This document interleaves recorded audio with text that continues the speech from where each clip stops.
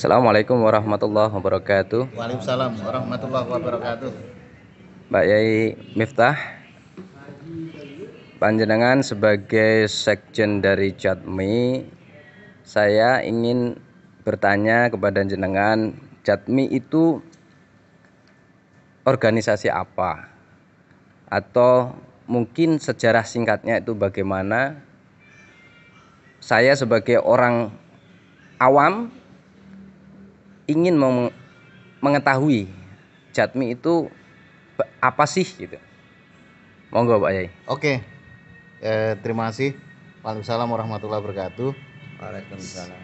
Saya perlu memberikan penjelasan sesuai dengan yang saya punya informasi, baik dari literatur buku atau tulisan, juga dari sumber-sumber yang pernah kita tanya secara langsung para senior, terutama di Jatmi. Jatmi itu adalah Jamiah Lithoriqoh Mu'tabaroh Indonesia, yang kemarin setelah Muktamar 12 berubah menjadi Jamiah Lithoriqoh Mu'tabaroh se-Indonesia, dengan ketua umum kita Abah Nuril Arifin Hussein dan Rais Amnya Mbah Kiai Haji Muhammad Tauhid Al-Mursyid. Kalau berdasarkan nama, itu adalah kumpulan dari para pengamal Thoriqoh Mu'tabaroh. Mungkin pengertian singkatnya, Mu'tabaroh itu adalah Thoriqoh yang sanadnya bersambung kepada Rasulullah SAW. Karena ada Thoriqoh yang ghairu Mu'tabaroh, tidak Mu'tabaroh, yang sanadnya tidak nyambung kepada Rasulullah SAW. Yang tahu tentang Thoriqoh itu Mu'tabaroh atau ghairu Mu'tabaroh atau tidak, itu tentu para mursyid kita, para kiai-kiai kita yang lebih tahu tentang istilah Mu'tabaroh dan ghairu Mu'tabaroh. Tapi secara singkat pengertiannya saya kira itu tadi, bahwa Mu'tabaroh itu sanad ketorikoannya itu bersambung kepada Nabi kita Muhammad SAW. Kalau ghairu Mu'tabaroh ya tentu tidak bersambung pada Nabi kita Muhammad SAW. Jumlah Thoriqoh itu memang ya banyak sekali. Kalau di Jatmi, berdasarkan hasil keputusan Muktamar Jatmi yang ke-7 tahun 98, kebetulan saya ngikutin muktamar itu, yang Mu'tabaroh itu ada 44 Thoriqoh Mu'tabaroh. Di Indonesia tidak seluruhnya ada pengamalnya, tapi yang besar, yang populer itu misalnya ada Thoriqoh Qadiriyah, Naqsyabandiyah atau Thoriqoh Qadiriyah Naqsyabandiyah. Ada Syadiliyah, ada Syatoriyah, ada Tijaniyah, ada Samaniyah. Ini banyak pengamalnya di Indonesia ini. Yang populer memang Thoriqoh Qadiriyah wa Naqsyabandiyah. Kebetulan kalau background sejarah Jatmi itu kan dengan, mohon maaf kita sebut terpaksa, dengan Jamiah Lithoriqoh Mu'tabaroh An-Nahdiyah atau Jatman itu, titik awal sejarahnya ya sama, berdirinya itu. Pengamal Thoriqoh sudah ada sejak lama, dari sejak zaman Wali Songo sudah ada. Zaman Kesultanan Demak, Mataram, bahkan Cirebon maupun Banten sudah ada. Ya, cuma secara organisasi itu baru dideklarasikan pada dulu istilahnya kongres, tidak salah, kongres Thoriqoh Mu'tabaroh. Dulu istilah Jatmi atau Jatman belum ada, yang diadakan pada 7 Oktober 1957 di pesantren Tegalrejo Semarang, Tegalrejo Magelang, Jawa Tengah. Waktu itu diasuh oleh Mbah Kiai Hudori yang sangat terkenal itu. Ya, yang hadir ya para mursyid-mursyid Thoriqoh yang besar pada saat itu, yang terkenal ada Mbah Kiai Muslim Ranggen, ada Kiai yang dari Petalungan Jombang itu Mbah Kiai Ramli Tamim, ada Kiai Adlan Ali, ada Kiai Arwani dari Kudus. Kalau tokoh tingkat lokal sebagai deklaratornya itu ada Kiai Hudori, ada Kiai Nawawi Berjan, abahnya Kiai Halwani. Itu dalam sejarah Jatmi tidak pernah dihilangkan. Kita kalau memulai kegiatan Jatmi, tawasul itu mesti menyebut nama, ada Kiai Mosleh, Kiai Hudori, ada Kiai Nawawi Berjan, itu udah pasti itu. Ada Kiai Romli Tamim dari Petalungan Jombang. Saya tidak tidak tahu berapa jumlah ulama Thariqah pada itu yang hadir. Yang jelas pada saat itu dideklarasikan sehingga berdiri Jamiah Ahli Thariqah Mu'tabarah tanpa ada embel-embel Indonesia maupun An-Nahdliyah. Tapi pada saat itu mutlak para kiai-kiai Thariqah itu basicnya dari kalangan Nahdlatul Ulama. Nah, lalu yang memimpin Jamiah Thariqah saat itu sampai dari 57 sampai 68 itu adalah Mbah Kiai Mosleh. Dari 68 yang memimpin Jamiah Ahli Thariqah Mu'tabarah itu Mbah Kiai Dr. Musta'in Romli sampai tahun 75. Nah, ketika beliau memimpin Jamiah Thariqah Mu'tabarah itu kebetulan mulai 68 atau menjelang tahun 70 itu kan Pak Harto menjadi presiden memimpin pemerintahan Orde Baru. Kita tahu bagaimana Orde Baru menjalankan pemerintahan kan kita tahu. Akhirnya mau tidak mau Mbah Kiai Musta'in Romli membuat kalau istilah kita itu ijtihad politik. Jadi apalagi kalau kita sebagai warga NU Nahdlatul Ulama kan merasa bahwa pada era pemerintahan Orde Baru itu NU itu kan memang disingkirkan karena NU itu bukan hanya menjadi jamiah tapi juga menjadi partai politik. Jadi ketua umum PBNU sekaligus merangkap ketua umum partai politik Nahdlatul Ulama. Kalau itu dibiarkan NU akan tetap menjadi partai yang besar. Maka oleh pemerintah saat itu keberadaan Nahdlatul Ulama dalam kurung khususnya pengamal Thariqah yang tadinya semua mutlak NU itu yang merasa tidak nyaman pada saat itu, maka mau tidak mau ijtihad politiknya Mbah Kiai Musta'in Romli bahwa para pengamal Thariqah itu tidak boleh berseberangan dengan pemerintah Orde Baru. Para pengamal Thariqah harus mewarnai perjalanan bangsa ini. Bahkan kalau bahasa sederhana itu pengamal Thariqah itu tidak boleh berdemo seperti kelompok-kelompok lain itu. Demonya ya mengangkat tangan, mengadukan, memohon pertolongan kepada Allah Subhanahu wa taala. Maka atas dasar itu, nah di samping itu yang tidak kalah pentingnya Mbah Kiai Musta'in Romli itu punya intuisi, intuisi itu ramalan lah, mungkin bahasa kasarnya ramalan. Bahwa Pak Harto itu akan menjadi presiden lama, Orde Baru itu akan memimpin negara ini lama. Dan karakter pemerintahan Orde Baru terhadap Nahdlatul Ulama, kiai-kiai itu mesti disingkirin, mesti dimarginalkan. Maka akhirnya Mbah Kiai Musta'in Romli itu mendeklarasikan bahwa para pengamal tidak boleh melawan pemerintah yang sah. Atas dasar itu ketika pengamal Thariqah dipimpin Mbah Kiai Musta'in Romli terutama pada tahun mendekati tahun 75, beliau mengajak untuk mendukung pemerintahan Orde Baru dan diresmikan pada muktamar pengamal Thariqah. Waktu itu masih ada Mbah Kiai Musta'in Romli, Kiai Romli dan kiai-kiai lainnya yang tadi deklarasi tahun 57 itu untuk mendukung mendukung pemerintah Orde Baru dan masuk Golkar. Maka kiai-kiai yang NU yang di P3, hampir semua kiai pada zaman itu kan P3 tahun 71 ya, yang masih di P3 khususnya ya tentu tidak setuju dengan pilihan politiknya Mbah Kiai Musta'in Romli. Maka pada muktamar NU di Semarang, muktamar yang ke berapa itu, pokoknya tahunnya itu tahun 1979 di kota Semarang, Kiai NU mendeklarasikan Jam'iyah Ahli Thariqah Mu'tabarah An-Nahdiyah. Ya ini. Jadi Jatmi 75, kalau An-Nahdiyah itu 79. Maka berdirilah ada Jatmi Jatman. Cuman hebatnya Mbah Kiai Mustafa Romli, kenapa mesti Jatmi?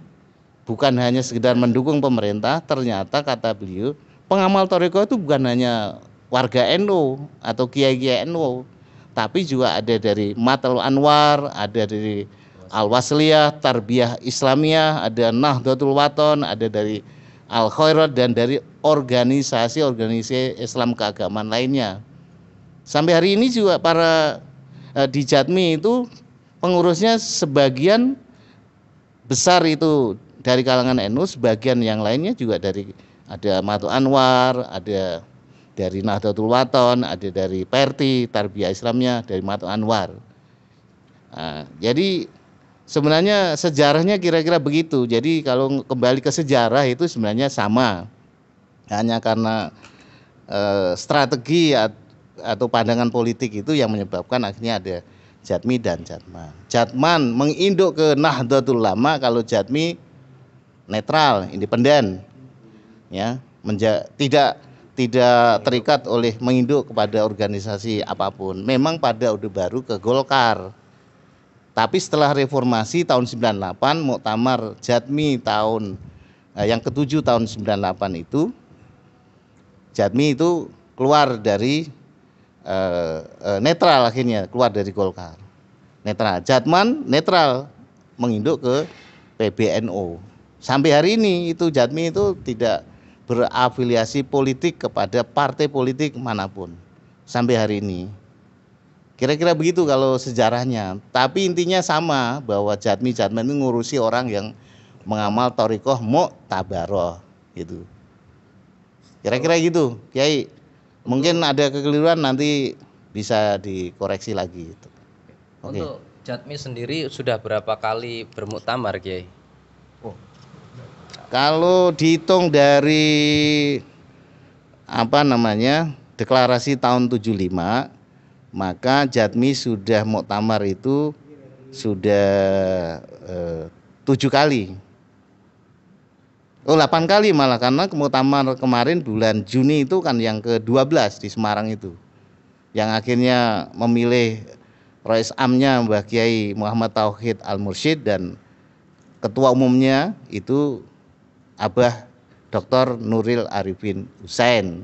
Jadi sudah sekarang yang ke-12 kalau dihitung dari awal beliau tahun 57, tapi kalau awal deklarasi tahun 75 ya sekarang yang ke-8.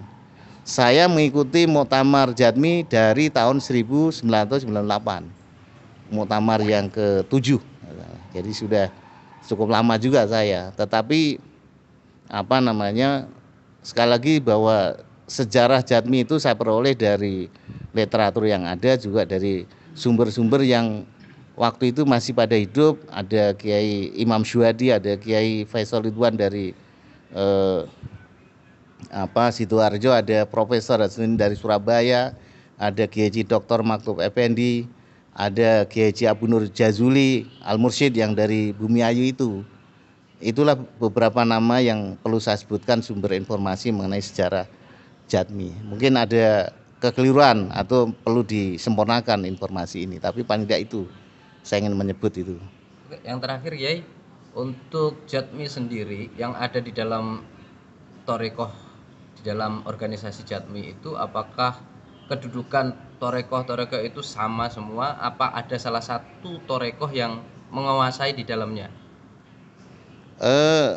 Kembali kepada istilah Jam'iyah Ahli Thariqah Mu'tabarah Indonesia, itu kan kita menjadi semacam payung besar, ya, payung besar dari seluruh para pengamal thariqah Mu'tabarah itu. Kan mohon maaf kalau mau jujur, sebenarnya polarisasi atau persaingan di antar para pengamal thariqah itu sebenarnya juga luar biasa. Kan ada yang mengklaim bahwa thariqahnya yang paling mu'tabarah, sementara yang lain tidak gitu. Nah, kita mencoba memoderasi, meminimalisir perbedaan-perbedaan yang tajam. Saya tidak perlu terangkan secara detail, tetapi adanya jatmi khususnya itu sebenarnya meminimalisir perbedaan-perbedaan yang tajam di antara para pengamal thariqah itu. Jadi di jatmi tidak menanaktirikan pengamal thariqah satu kepada yang lainnya, tidak, nggak ada itu, diskriminasi tidak ada. Saya seperti saya ini, ya, saya pernah baiat thariqah Naqsabandiyah, baiat Qadiriyah Naqsabandiyah. Saya juga pengamal thariqah Tijaniyah. Tetapi saya karena sudah lebih dari 25 tahun berkhidmat di Jatmi ini, sehingga perasaan ananiyah, merasa thariqah yang paling hebat, paling benar, paling muktabaroh itu, sehingga jadi moderat kita, memandang yang lain itu tidak kaku kita. Kita berharap begitu memang sebenarnya.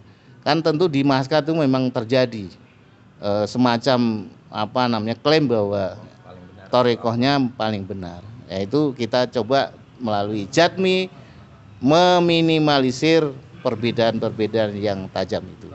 Kalau bahasa moderatnya, orang mengamalkan dzikir atau apapun bentuknya yang menuju kepada mengingat kepada Allah, itu jangan kita hentikan, kita hambat, silahkanlah gitu. Cuman kalau di Jatmi kan ada yang muktabaroh, ada yang ghairu muktabaroh, itu saja sebenarnya. Itu saya kira perlu, kalau memang ini perlu koreksi, mohon bisa dikoreksi. Ini mungkin pendapat atau informasi dari saya. Terima kasih.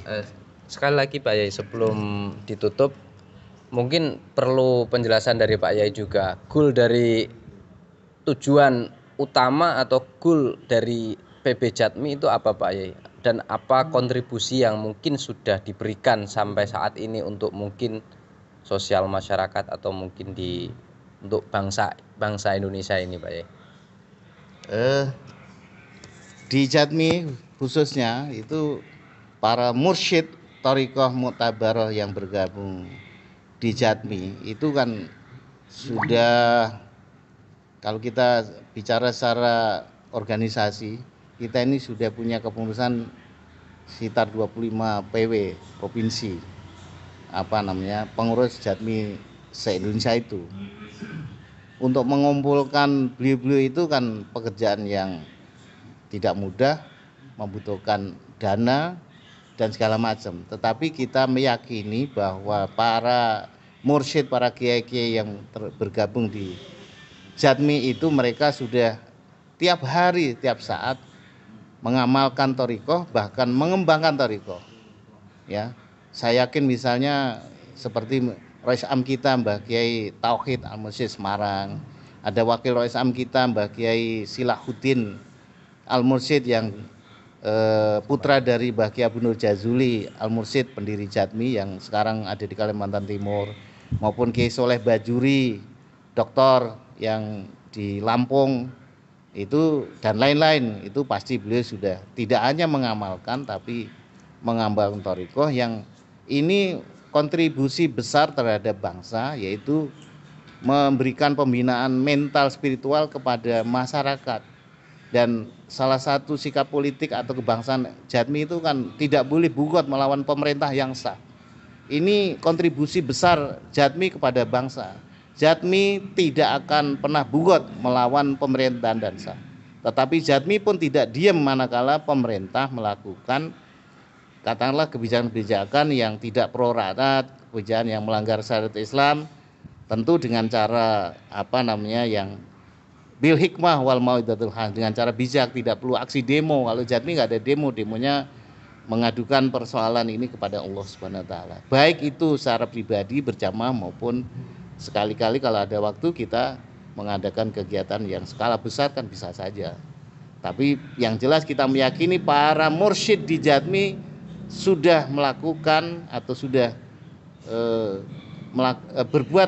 berkontribusi besar terhadap bangsa dan negara ini. Saya kira itu. Ya, siap. Cukup saya kira Pak Yai. Terima kasih atas penjelasan Pak Sekjen, Pak Kiai Miftahul Falah. Semoga kita nanti bisa ketemu lagi untuk keterangan-keterangan lebih lanjut tentang apa itu yang ada di dalam Jatmi dan bagaimana langkah-langkah selanjutnya untuk pergerakan dari organisasi Jatmi ini. Saya tutup untuk saat ini. Saya tutup dengan Wallahu fi auni abdi madamal abdu fi auni akhi. Allahumma fiq lahu. Wassalamualaikum warahmatullahi wabarakatuh.